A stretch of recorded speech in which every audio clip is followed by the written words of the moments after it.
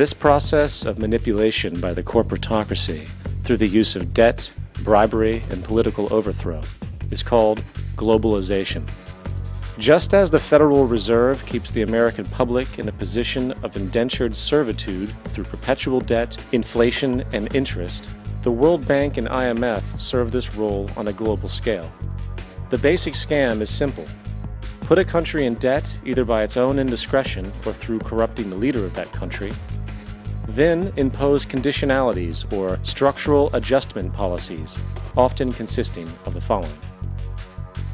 Currency devaluation. When the value of a currency drops, so does everything valued in it.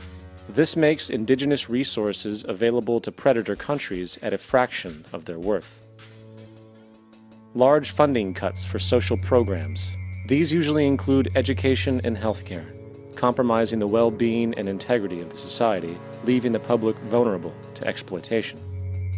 Privatization of state-owned enterprises.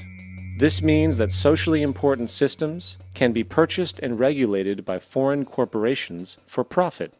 For example, in 1999, the World Bank insisted that the Bolivian government sell the public water system of its third largest city to a subsidy of the U.S. corporation Bechtel. As soon as this occurred, water bills for the already impoverished local residents skyrocketed. It wasn't until after a full-blown revolt by the people that the Bechtel contract was nullified.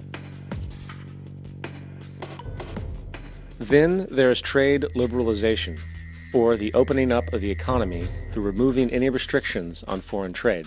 This allows for a number of abusive economic manifestations, such as transnational corporations bringing in their own mass-produced products, undercutting the indigenous production and ruining local economies. An example is Jamaica, which, after accepting loans and conditionalities from the World Bank, lost its largest cash crop markets due to competition with Western imports. Today, countless farmers are out of work, for they are unable to compete with the large corporations. Another variation is the creation of numerous seemingly unnoticed, unregulated, inhumane sweatshop factories, which take advantage of the imposed economic hardship. Additionally, due to production deregulation, environmental destruction is perpetual, as a country's resources are often exploited by the indifferent corporations while outputting large amounts of deliberate pollution.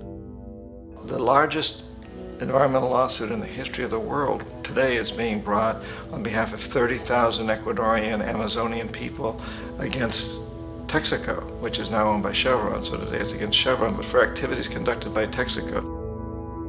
Estimated to be more than 18 times what the Exxon Valdez dumped into the coast of Alaska.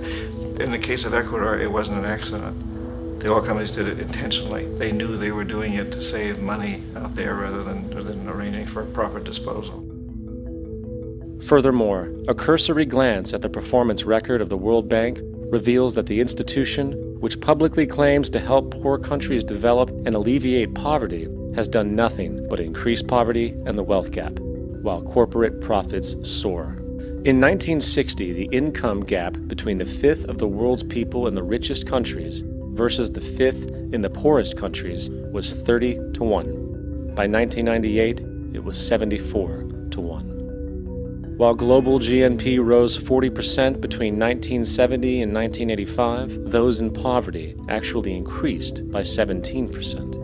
While from 1985 to 2000, those living on less than $1 a day increased by 18%. Even the Joint Economic Committee of the U.S. Congress admitted that there is a mere 40% success rate of all World Bank projects.